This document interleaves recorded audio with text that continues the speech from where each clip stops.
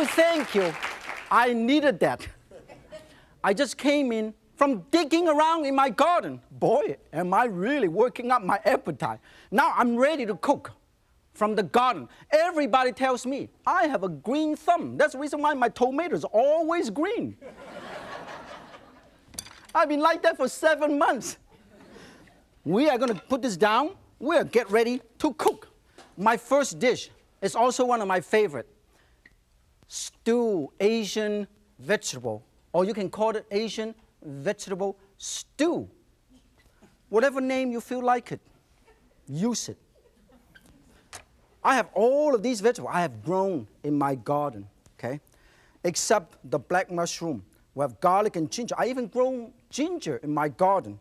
A pearl onion, red bell pepper, and Asian eggplant. Marvelous. And also I have zucchini.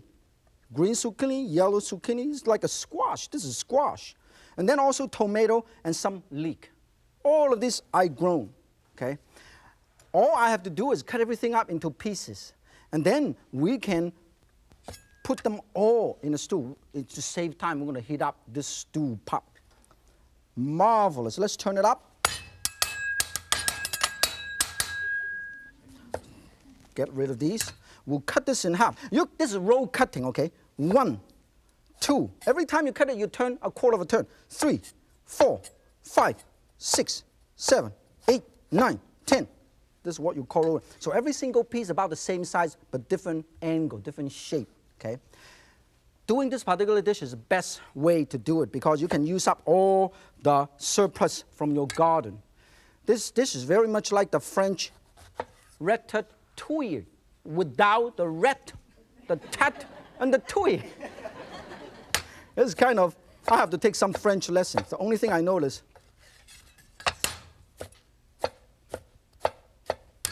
merci beaucoup. This is zucchini. Let's cut it. The idea is cut everything up about the same size. So it looks and it cooks about the same amount of time, okay? Very easy to do. Cut the end off. 1, 2, 3. Roll cutting technique. Now, if you don't have time, it doesn't make any difference. If you don't have time, we just do it this technique, okay? This is don't have time. Oh, done. Oh, done. Done. It depends on how much time. We also use this wonderful pearl onion. Not only it tastes great, it's very fashionable.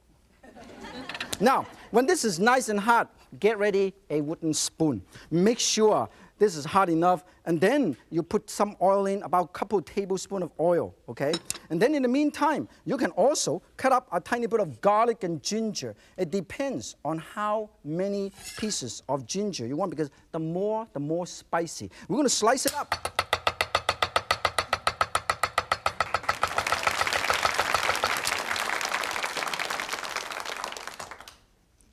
Now, this is garlic. Let's mince garlic. Done. So easy. You can do the same thing with ginger. Garlic, done. Ginger, done. Marvelous technique. When this is not, this is what you call the spicy vegetable. So you put it in because it gives that nice flavor before you put everything else in. So when this is hot, we put the spicy vegetable, garlic and ginger, pearl onion, okay? Move them around. Stir. I always tell people, stir fry, the technique is movement, motion. When it's frying, you constantly stir to allow uniform cooking. Never just stand there and stare. Stir fry, you burn everything. Stir fry, and then you put the rest of the ingredient in. Now, to use a knife properly, you can use this as a spatula. Otherwise, you have to put the ingredient in like this.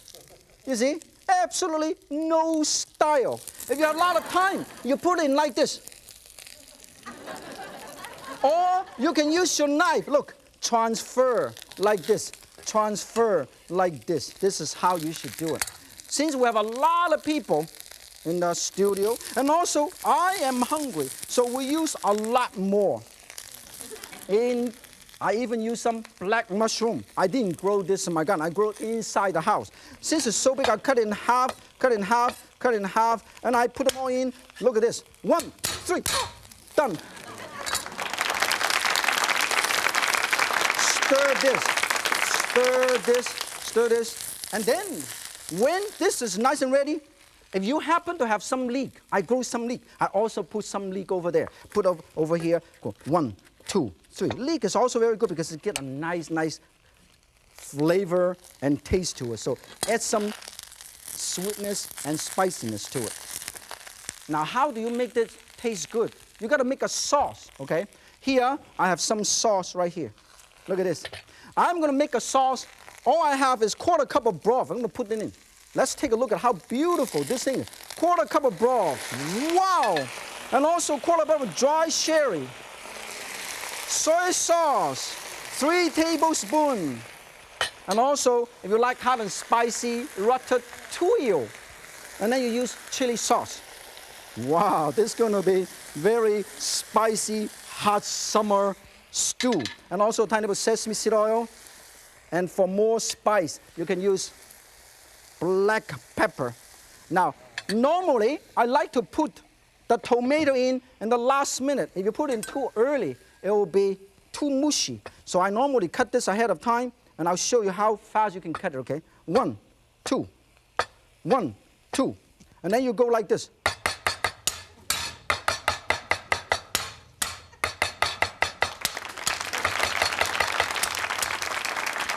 And you put them right over here. And this is what you're going to have. And cover this up. Make sure you cover this up. If you don't cover it up, it's not good. So we will use one of these marvelous gloves. I have developed a word called malicious. Means marvelous and delicious. We'll put this over here. We'll cover this up because I have cooked some ahead of time. And we are going to serve these. And this is going to be beautiful for us. We'll serve these. And it's going to be so good. Serve over rice, noodle, and it's going to be wonderful. Everybody can enjoy something like this because it's colorful, nutritious, and it's wonderful. Recently, I went to visit my good friend, Mr. John Louis. He has the biggest indoor vegetable garden of anyone I know. Where do all these bean sprouts come from? These little guys actually have a big story to tell. Let's explore the life of the bean sprout. Life actually starts up there. Beaning up, Scotty. There are 2 important elements in growing bean sprouts. Water, of course, and then the beans. Mung beans or soybeans, which, by the way, is more American than the cornflakes. Anyone from Wisconsin can tell you that. And to grow bean sprout, you need a lot of water, a warm, moist atmosphere, and a lot of privacy. And the bean sprout will do their own thing. On the average, it takes only about 4.5 to 5 days for the young sprout to reach maturity. Then when they are fully grown, they'll get tossed down this long chute into that large tub of water. I practice my best stroke here sometimes. This raking machine helps to separate the bean sprouts. I wish I had one of these in my backyard. The sprouts are tossed around in the water, and all these rakes to be sure they get squeaky clean. Once the bean sprouts are washed, they go to this final rake. This one picks them up and drops them into the vibrating table to shake them dry. I do this too after a shower. Since bean sprout has a very short shelf span, they are packed immediately for shipment. There are many things in life that improve with age, like me, but not our Mr. Sprout. The bean sprout you find in your grocery store probably no more than 1 or 2 days old. But it's okay. You are the only one that will give them their cooking experience. Wow! that was so exciting. Now I have a new hobby. I'm growing bean sprout in my own house. Everybody know that bean sprout have two different types of bean sprout. One is from mung bean, one is from soybean. Let me show you. This is the day one. You soak the mung bean. 1 day later, they start to sprout. This is the history of mung bean, day 2. This is day 3. And this is day 4. And day 5, they will look like this. Okay? You can also grow soybean sprout. Looks like this, bigger, more chewy. It chew your jaws off. If you have one of these, you can grow bean sprout. You can buy them in some store, health food store. You can grow your own bean sprout like this. See? So you can water them and you can grow like that. Okay? Or if you don't have one of these, you can just get a can. You can put a cheesecloth like here, and then you can grow the bean sprout. Just make sure there's no sunlight. Otherwise, it would turn into green bean sprout. I'm going to put this over here. The next stage I'm going to do is very exciting, very interesting, because 2 weeks ago, I was tossing salad for 200 people. I was thinking, hey, wouldn't it be nice if I make a salad that I don't have to toast? This is going to be spinach with sesame dressing. Now here is something very important. I'm going to use this. This is fermented bean curd. This is regular bean curd, fermented bean curd. It looks like the damn thing has shrunk from here. This is fermented for about 3 to 4 months, okay? Very important in Chinese cuisine, used a lot. We're going to make the dressing first. All I have to do is get one of these food processor. And I'm going to put this out. We're going to put all the ingredient in the dressing in together. We'll blend it into a paste, okay? This is rice vinegar. You can use seasoned rice vinegar, 1/4 cup. Use 4 teaspoons of sesame seed oil. Also, use 2 cubes of this fermented bean curd, fu yu in Chinese. And then you also use a tiny bit of sesame seed, toasted sesame seed, about 1/4 cup. Okay. Also use a tiny bit of sugar, chili, crushed chili, and also white pepper. Put them all in here. Okay. Sometimes you can also use a tiny bit of salt if you want. Put a tiny bit of salt. Okay, tiny bit of salt. And then you blend this. This is takes a lot of talent to do this. First, you got to find the right position. And then you go. Just blend it, okay? After you blend it, you set aside, put it in a bowl. And then the next step you're going to do is very simple. You water blanch some spinach right here. See the water blanch some spinach. And you squeeze the water out. This is the quickest way to do it. Just squeeze it out in a strainer like this. Now, of course, if you have a lot of time, you can let it dry naturally. It takes about a couple months. Some people ask me, why do you use the food processor instead of your knife? Because it kind of slowed down the wear and tear of my elbow and my wrist. When this is nice and done, we've got a lot of water out. We'll cut the root out because you don't want this part. See, you want to cut this out. And you say, get lost. And then you put it in this little bamboo mat. You see this when you go to a Japanese sushi restaurant, and you put this right over here. And you can shape it any way, any shape you want. You shape it round. You shape it round. Very round, like this. Round. When it's done, it looks like a round. See this? Nice and round. You can shape it triangle. You can shape it any color. Now, when it's done, you can shape it round. Look at this. How marvelous. You can shape it triangle. Nobody really bothers you. And you shape it triangle, but you want to put it sideways. And then right before you serve, you can sprinkle a tiny bit of extra sesame seed. This is how marvelous and how beautiful it looks. Now, we're going to, in the meantime, I'm going to show you to do another dish. We'll set it aside. This dish is marvelous. I call this a cucumber salad with tomato, or you can call it crispy cucumber with tomato. I don't understand why do they always call cool as a cucumber. Do they wear sunglasses or what? Here, I have all of these marvelous ingredients. Look at this. Huh? This is a regular cucumber. Everybody knows that this regular cucumber. And this is what they call the seedless or hothouse or English cucumber. Okay? And this is the Japanese style cucumber, variety of cucumber. All of this, we'll cut in half, and we'll cut this right in half, and we will put this in a bowl.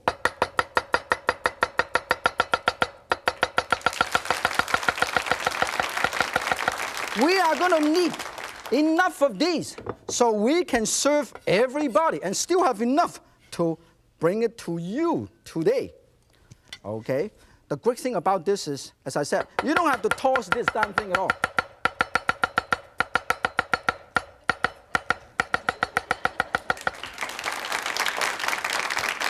Put them all together so everybody can see that. If you cannot see this, let me show you one more time. It's no big deal. Are you ready? You do?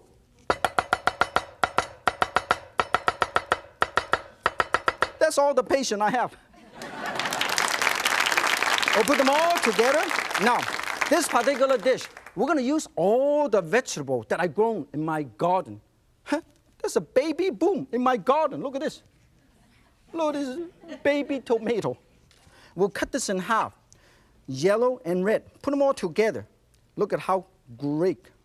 And then you're going to also mix some toast walnut. Get ready. Set it aside. And we're going to make a dressing. This dressing is very easy to do. Everybody can do it. Everybody look at this. All you have to do is a cup of seasoned rice vinegar, 4 teaspoons of sesame seed oil, half a teaspoon of hot pepper sauce, and a tiny bit of pepper. Mix them all up. Use a chopstick to mix them all up. And it's very easy to do. And all you have is a crispy, beautiful, refreshing cucumber salad. With all the vegetable I have grown in my garden. So I got to do a lot of dishes with it. The next one I'm going to show you is something I call pork and summer squash stir fry. Now, these are all the wonderful squash, melon that I have grown in my garden. This is fussy melon. They call ji gua, mo gua. See the little hair? Bitter melon. Accordion squash called si gua. And this took me 5 years to grow. And I'm going to use this yellow zucchini to cook my next dish. Of course, I told you we are going to cook pork and stir-fry summer squash. I'm going to cut this up. There is no word for squash in China. Everything is gua, means melon. So fussy melon, bitter melon, accordion melon, everything is melon. Watch out.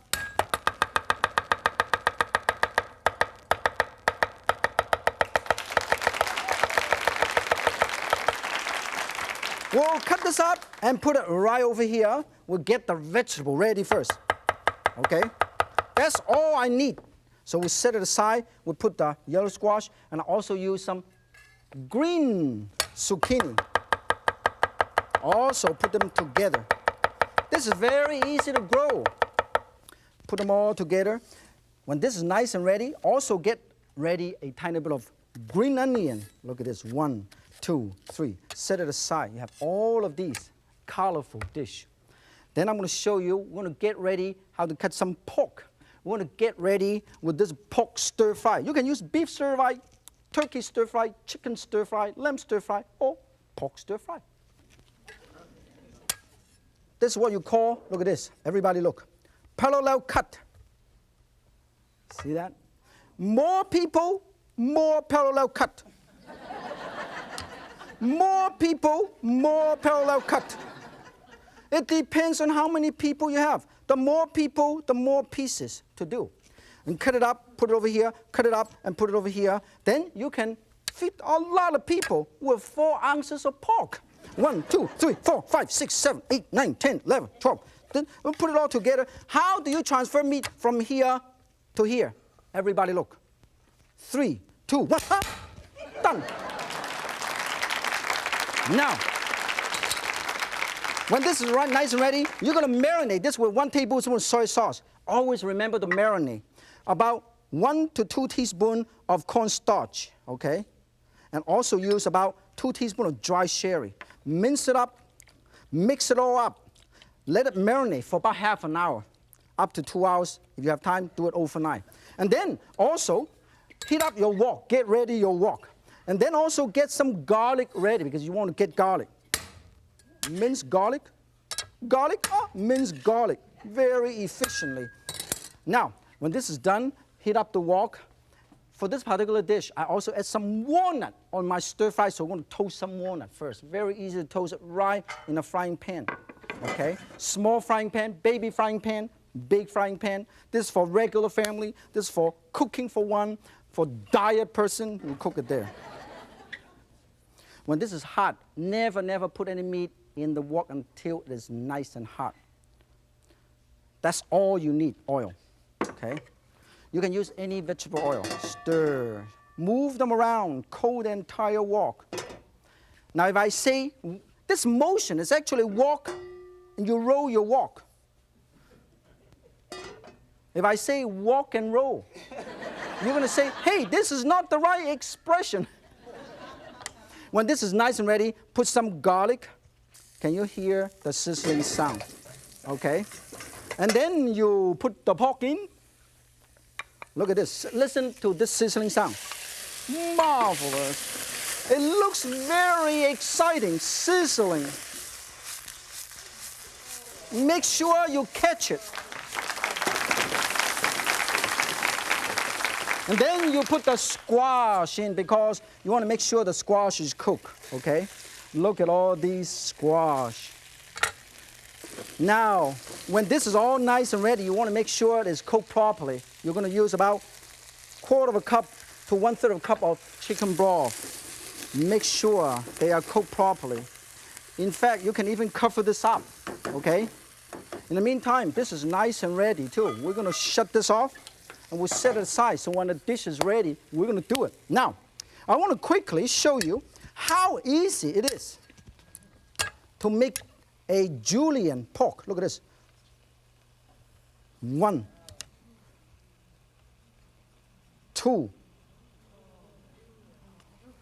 And this way, you can have julienne pork like this. 1, 3, 4, 5. Now, tell me, how can you gain weight? Huh? You'll be losing weight.